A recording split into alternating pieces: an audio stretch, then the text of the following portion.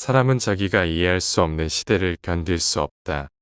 프랑스의 사상가 알렉시 드 토크빌이 남긴 이 문장은 오늘날 중년과 노년을 살아가는 사람들에게 유난히 현실적으로 다가온다. 이 말은 특정 정치 체제나 사회 제도를 비판하기 위해 쓰인 문장이 아니라 인간이 변화하는 시대를 어떻게 받아들이는 존재인지를 정확히 짚어낸 통찰에 가깝다. 사람은 언제나 시대 속에서 살아가지만 그 시대가 이해 가능한 범위 안에 있을 때만 비교적 평온을 유지할 수 있다. 젊었을 때를 떠올려 보면 세상은 결코 단순하지 않았다. 경제적 불안도 있었고 사회적 갈등도 분명 존재했다. 그럼에도 불구하고 많은 사람들이 지금보다 덜 필요하다고 느끼는 이유는 문제의 크기 때문이 아니라 구조의 익숙함 때문이었다. 사회가 요구하는 역할은 비교적 명확했고 노력과 보상의 관계 역시 완전히 뒤틀려 있지는 않았다. 무엇을 하면 어떤 결과가 나올지에 대한 감각이 공유되고 있었던 것이다. 하지만 시간이 흐르면서 사람은 변화를 체감하기 시작한다. 기술은 빠르게 발전하고 사회는 이전보다 훨씬 복잡한 언어로 설명된다. 어제까지 상식이던 것이 오늘은 논쟁의 대상이 되고 오랫동안 유지되어 온 기준이 갑작스럽게 문제시되기도 한다. 이때 많은 중년과 노년은 자신이 뒤처진 것이 아닌지 세상을 잘못 이해하고 있는 것은 아닌지 스스로를 의심하게 된다. 그러나 이 불안은 단순히 나이 때문만은 아니다. 오히려 경험이 쌓였기 때문에 나타나는 자연스러운 반응에 가깝다. 젊을 때는 결과만 보이지만 시간이 지날수록 사람은 과정과 그 이후까지 함께 떠올리게 된다. 어떤 선택이 단기적으로는 좋아 보일지라도 장기적으로 어떤 파장을 남길지를 생각하게 된다. 이때 판단은 느려질 수밖에 없다. 고려해야 할 요소가 늘어났기 때문이다. 오늘날 사회는 빠른 판단을 요구한다. 즉각적인 의견 표명, 명확한 찬반, 간결한 입장이 미덕처럼 여겨진다. 그러나 경험이 많은 사람일수록 이런 요구 앞에서 쉽게 고개를 끄덕이지 않는다. 단순한 해법이 얼마나 자주 부작용을 낳았는지 이미 여러 차례 목격했기 때문이다. 이는 우유부단함이 아니라 과거의 기억이 작동하는 방식이다. 많은 사람들이 생각이 많아졌다는 표현을 사용한다. 이 말은 단순히 고민이 늘었다는 뜻이 아니다. 하나의 사안을 볼 때 예전에는 보지 않던 층위까지 함께 보기 시작했다는 의미에 가깝다. 개인에게 어떤 이익이 되는지 뿐만 아니라 주변 사람과 공동체에 어떤 영향을 미치는지, 시간이 지나 어떤 결과로 돌아올지를 함께 떠올린다. 인문학은 바로 이러한 사고 과정을 언어로 정리해주는 역할을 한다. 인문학은 새로운 해답을 빠르게 제시하지 않는다. 대신 질문을 늘린다. 왜 이런 변화가 생겼는지, 어떤 배경과 맥락 속에서 이 문제가 등장했는지를 차분히 살핀다. 이는 문제를 회피하기 위함이 아니라 성급한 결론이 얼마나 자주 현실을 왜곡해왔는지를 알고 있기 때문이다. 경험이 많은 세대가 인문적 사고에 자연스럽게 끌리는 이유도 여기에 있다. 지금의 시대는 특히 이해하지 않아도 따라가야 하는 것들이 많다. 새로운 기술, 새로운 제도, 새로운 문화가 끊임없이 등장하고 충분히 소화할 시간은 주어지지 않는다. 이 과정에서 이해는 선택이 아니라 사치처럼 취급되기도 한다. 그러나 이해 없이 수용된 변화는 쉽게 불신과 반감을 낳는다. 낯설미 쌓이면 사람은 방어적으로 변하고 방어는 종종 분노로 이어진다. 중년과 노년이 느끼는 피로는 변화 그 자체보다 설명되지 않은 변화에서 비롯되는 경우가 많다. 왜 바뀌어야 하는지, 무엇이 더 나아지는지에 대한 충분한 설명 없이 시대가 그렇다는 말로 정리될 때 사람은 소외감을 느낀다. 인문적 접근은 이러한 감정을 무지나 고집으로 몰아가지 않는다. 오히려 충분히 이해 가능한 반응으로 다룬다. 보수적 사고의 출발점 역시 여기와 맞닿아 있다. 보수는 변화를 거부하는 태도가 아니라 변화의 비용과 책임을 먼저 떠올리는 감각에 가깝다. 이미 여러 번의 변화를 겪어본 사람일수록 무너진 뒤에 다시 세우는 일이 얼마나 많은 시간과 희생을 요구하는지 알고 있다. 그래서 쉽게 다 바꾸자는 말에 동의하지 않는다. 생각이 깊어졌다는 것은 판단 기준이 늘어났다는 뜻이다. 그리고 기준이 늘어날수록 사람은 신중해진다. 이 신중함은 때로는 시대에 뒤처진 것처럼 보일 수 있다. 그러나 장기적으로 보면 사회를 지탱해온 많은 선택들은 바로 이러한 신중함 위에서 이루어져 왔다. 급하게 내린 결정이 아니라 시간을 두고 숙고한 판단이 공동체를 오래 유지시켰다. 토크빌의 말처럼 이해할 수 없는 시대는 견디기 어렵다. 그러나 이해하려는 노력을 포기하는 순간 시대는 더 빠르게 낯설어질 뿐이다. 인문학은 시대를 되돌리려 하지 않는다. 다만 변화의 속도 속에서도 생각이 따라갈 수 있는 여지를 만든다. 그 여지 안에서 사람은 다시 질문하고 판단을 유예할 수 있다. 이렇게 쌓인 신중함은 자연스럽게 다음 질문으로 이어진다. 그렇다면 경험이 많은 사람들이 중요하게 여기는 질서와 안정은 어디에서 비롯된 것인가? 왜 사람은 나이가 들수록 자유보다 구조를, 새로움보다 지속성을 먼저 떠올리게 되는가? 이 질문에 대한 답은 개인의 성향이 아니라 사회가 작동해 온 방식 속에 있다. 다음 이야기에서는 바로 그 지점을 살펴보게 될 것이다. 사람은 나이가 들수록 자유라는 말보다 질서라는 단어에 더 오래 시선을 두게 된다. 이는 선택지가 줄어들어서가 아니라 선택의 결과를 더 많이 경험했기 때문이다. 젊을 때 자유는 가능성의 다른 이름이지만 시간이 흐른 뒤에 자유는 책임과 비용을 함께 떠올리게 만든다. 그래서 경험이 쌓일수록 사람은 자유를 무조건적인 선으로 여기지 않게 된다. 자유가 작동하기 위해 무엇이 전제되어야 하는지를 먼저 생각하게 된다. 사회란 살아있는 사람만의 계약이 아니라 죽은 자와 아직 태어나지 않은 자까지 포함하는 약속이다. 영국의 사상가 에드먼드 버크가 남긴 이 문장은 질서와 전통을 바라보는 보수적 사고의 핵심을 가장 압축적으로 드러낸다. 이 말은 과거를 숭배하라는 주문이 아니다. 오히려 사회라는 것이 특정 세대의 취향이나 감정에 따라 마음대로 재설계될 수 없는 이유를 설명한다. 우리가 살아가는 구조는 이미 수많은 사람들의 선택과 실패 위에 세워져 있으며 동시에 다음 세대에게 넘겨질 토대이기 때문이다. 질서와 규범은 처음부터 합리적으로 설계된 것이 아니다. 대부분은 시행착오의 결과다. 어떤 제도는 비효율적이었고 어떤 관습은 불공정했다. 그러나 완전히 사라지지 않고 지금까지 남아있는 것들은 불완전함 속에서도 사회를 유지하는 역할을 해왔다는 공통점을 가진다. 질서는 완벽해서 존재하는 것이 아니라 없을 때 더 큰 혼란이 생겼기 때문에 유지되어 온 것이다. 젊은 시절에는 규칙이 답답하게 느껴진다. 왜 이렇게 해야 하는지, 왜 이런 절차를 거쳐야 하는지 이해되지 않는 순간도 많다. 그러나 시간이 흐르면서 사람은 깨닫는다. 규칙이 사라졌을 때 발생하는 갈등과 책임의 전가, 그리고 힘의 불균형을 직접 보게 되기 때문이다. 질서란 개인의 자유를 억누르기 위해 존재하는 장치가 아니라 최소한의 예측 가능성을 보장하기 위한 사회적 합의다. 보수적 관점에서 질서는 변화의 반대말이 아니다. 오히려 변화가 무너지지 않도록 붙잡아주는 틀에 가깝다. 모든 것을 한 번에 바꾸겠다는 생각은 매력적으로 들릴 수 있다. 그러나 사회는 실험실이 아니며 사람은 변수로 통제될 수 있는 존재가 아니다. 급격한 변화는 언제나 의도하지 않은 피해자를 만들어 왔다. 경험이 많은 세대는 바로 그 장면들을 기억하고 있다. 전통에 대한 오해도 비슷하다. 전통은 낡은 습관이 아니라 반복적으로 선택되어 온 방식이다. 물론 시대에 맞지 않는 전통은 수정되어야 한다. 그러나 그 수정은 이해를 전제로 해야 한다. 왜 그런 방식이 생겨났는지, 어떤 문제를 해결하기 위해 유지되어 왔는지를 모른 채 없애버리면 같은 문제는 다른 형태로 다시 등장한다. 이는 역사 속에서 수없이 반복되어 온 장면이다. 중년 이후에 사람들은 변화를 보며 자연스럽게 질문한다. 이 변화는 무엇을 개선하려는 것인가, 그리고 무엇을 잃게 만드는가. 젊을 때는 얻는 것에 시선이 머물지만 경험이 쌓일수록 잃는 것에 무게가 함께 떠오른다.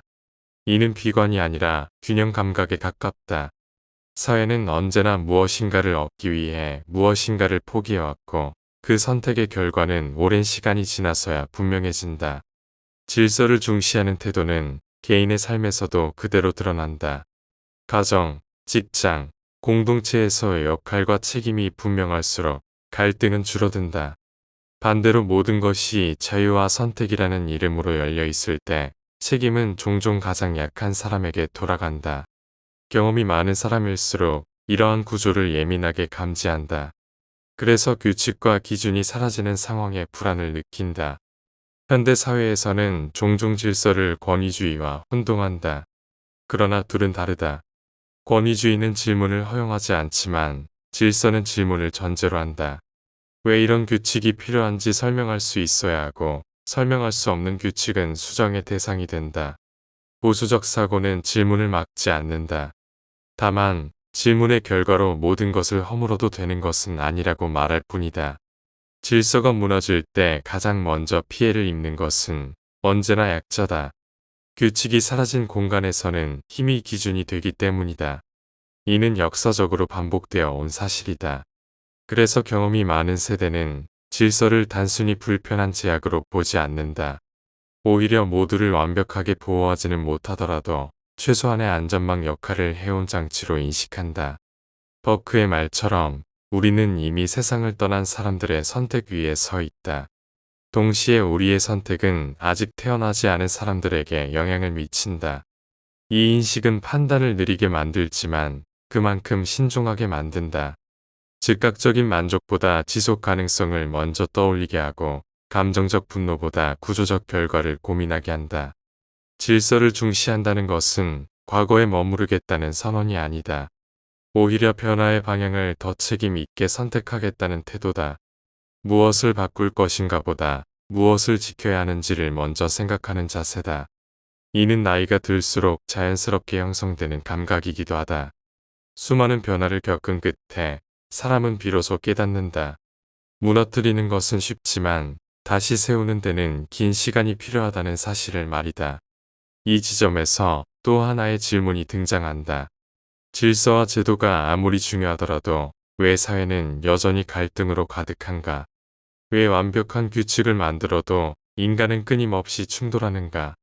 이 질문은 질서의 한계를 넘어 인간 본성으로 시선을 돌리게 만든다. 다음 이야기에서는 바로 그 문제, 인간은 어떤 존재이기에 사회는 늘 불완전할 수밖에 없는지를 살펴보게 될 것이다. 생각이 깊어진다는 것의 정체, 많이 아는 것이 아니라 다르게 연결하는 능력. 우리는 경험을 통해 지혜를 얻는 것이 아니라 경험을 성찰함으로써 지혜를 얻는다. 존 듀이, 중년 이후에 사고가 깊어진다는 말은 흔히 오해된다. 사람들은 나이가 들수록 더 많은 정보를 알고 있기 때문이라고 생각한다. 하지만 실제로는 반대에 가깝다. 정보의 양은 오히려 젊을 때가 더 많다. 새로운 기술을 배우고 트렌드를 빠르게 흡수하고 끝없이 업데이트되는 지식을 따라가는 능력은 젊음의 영역이다. 그런데도 인생의 중반 이후 사람의 말이 달라지고 판단의 무게가 달라지는 이유는 아는 것이 많아서가 아니라 연결하는 방식이 달라지기 때문이다. 젊을 때의 생각은 점처럼 흩어져 있다. 하나의 경험은 하나의 감정으로 끝나고 하나의 사건은 하나의 결론으로 닫힌다.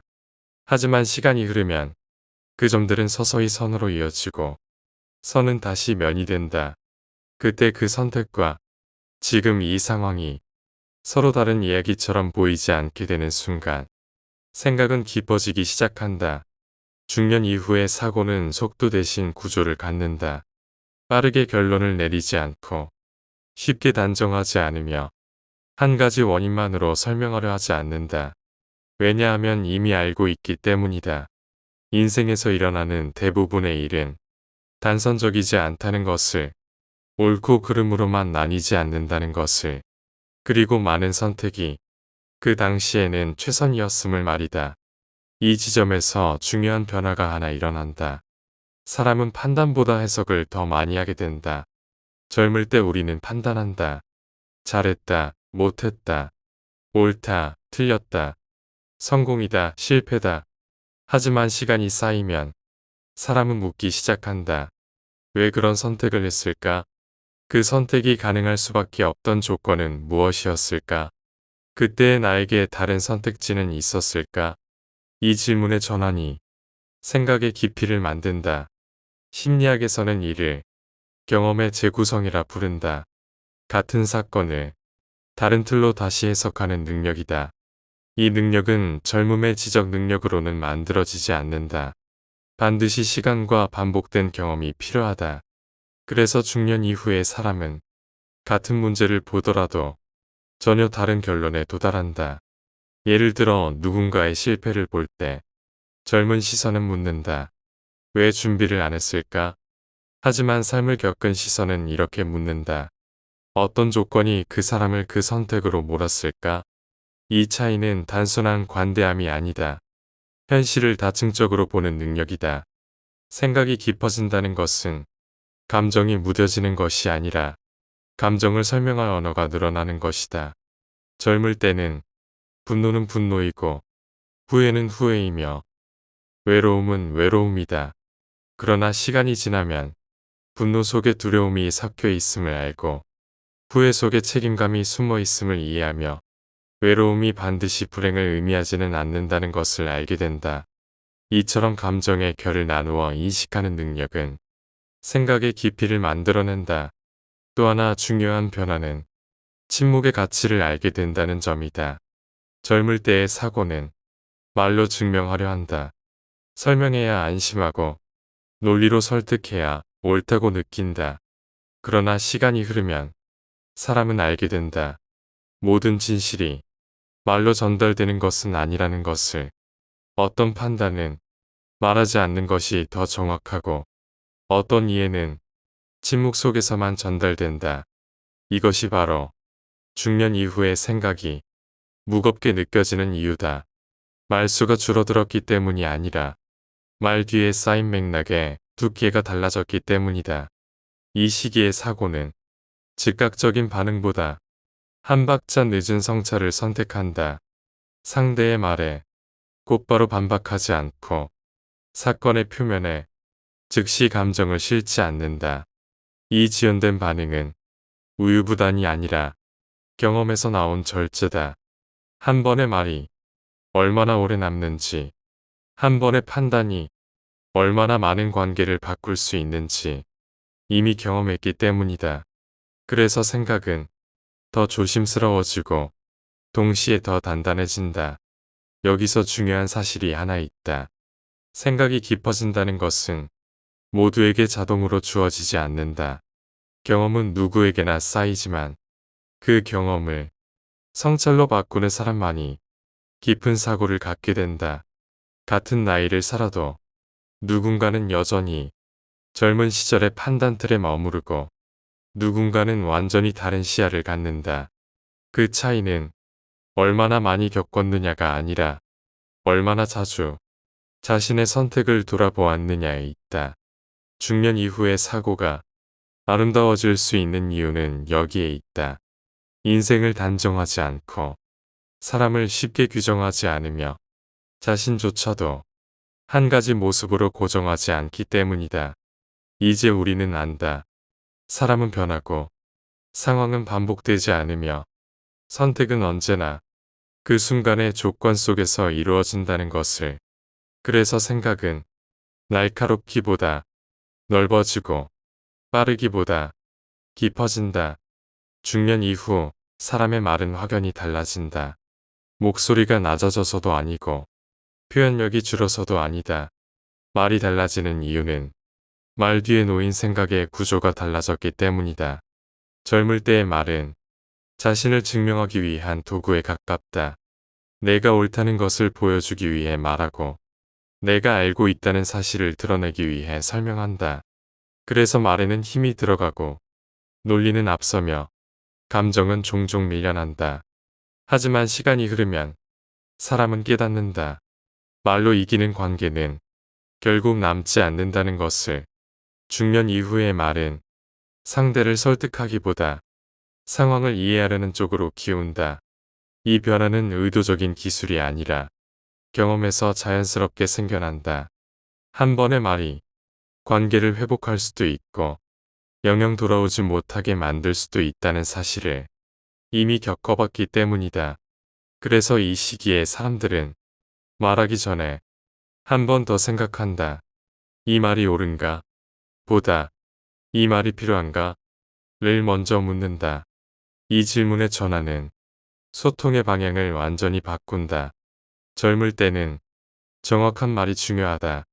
하지만 중년 이후에는 적절한 말이 더 중요해진다.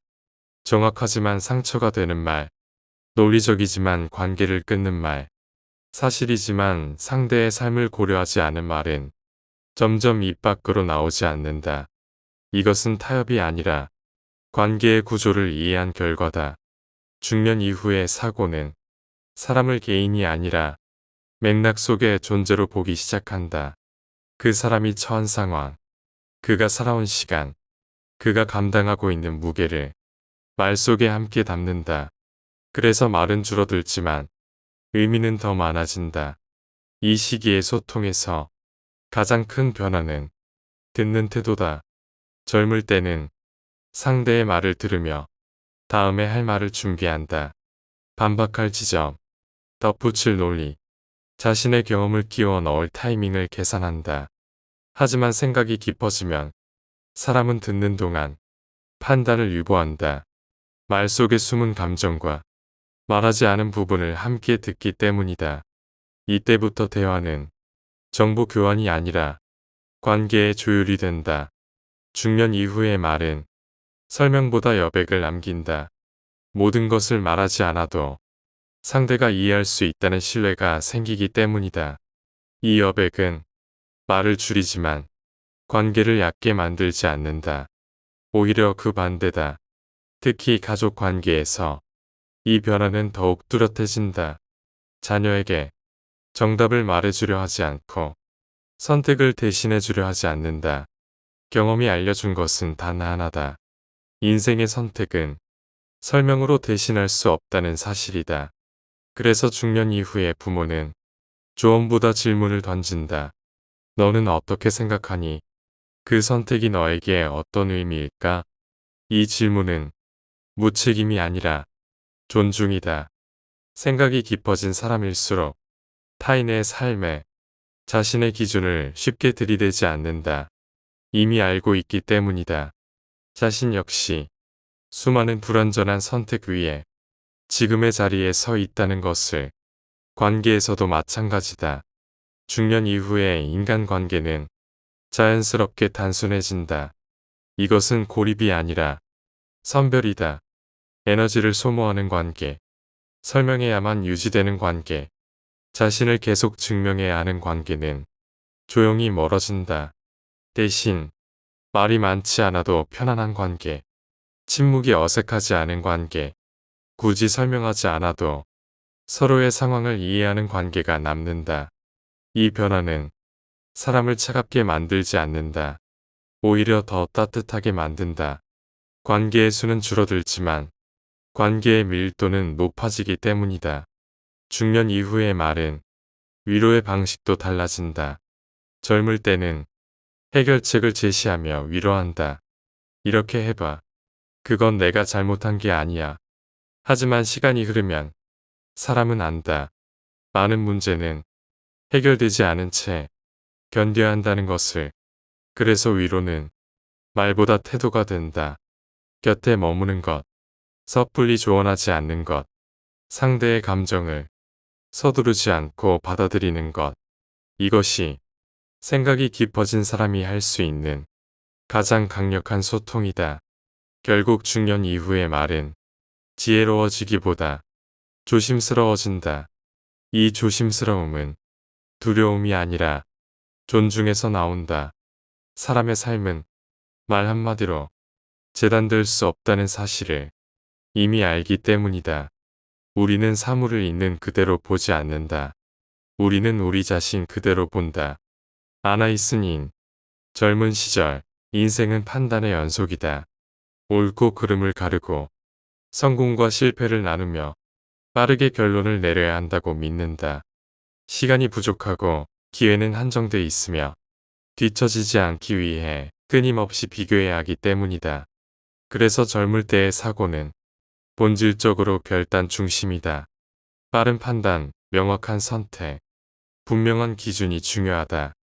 이 과정에서 인생은 맞거나 틀린 문제처럼 다뤄진다. 하지만 시간이 흐르며 사람은 깨닫는다. 인생의 대부분은 정답이 없는 문제였다는 사실을 나이가 들수록 과거의 선택들이 전혀 다른 얼굴로 다가온다. 당시에는 최선이라고 믿었던 결정이 지금은 아쉬움으로 남기도 하고, 그때는 실패라고 여겼던 일이 지금의 나를 지탱하는 기반이 되기도 한다. 이 지점에서 사고의 중심은 판단에서 해석으로 이동한다. 판단은 그 순간을 기준으로 결론을 내린다. 반면 해석은 시간을 포함해 다시 바라본다. 그래서 해석은 늦게 도착하지만 더 깊다. 중년 이후에 사고가 깊어지는 이유는 정보가 늘어서가 아니다. 삶을 시간의 축 위에서 다시 읽을 수 있게 되었기 때문이다. 이때부터 사람은 자신의 인생을 하나의 이야기로 보기 시작한다. 개별 사건이 아니라 연결된 맥락으로 이해한다. 그래서 후회가 달라진다. 젊을 때의 후회는 왜 그렇게 했을까라는 자책에 가깝다.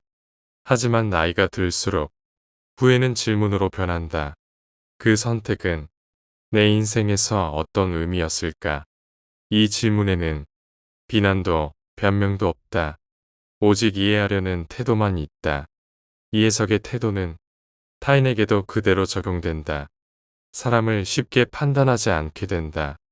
그 사람이 내린 선택이 어떤 맥락에서 나왔는지, 어떤 조건과 제약 속에서 이루어졌는지를 자연스럽게 떠올리게 된다.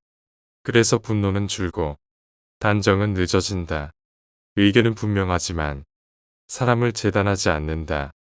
이것이 노년으로 향하는 사고의 가장 중요한 변화다. 생각이 깊어진다는 것은 더 많이 아는 것이 아니라 덜 단정하는 법을 배우는 것이다. 이 변화는 세상을 보는 시선도 바꾼다. 사회 문제를 대할 때도 단순한 가해자와 피해자의 구도로 보지 않는다.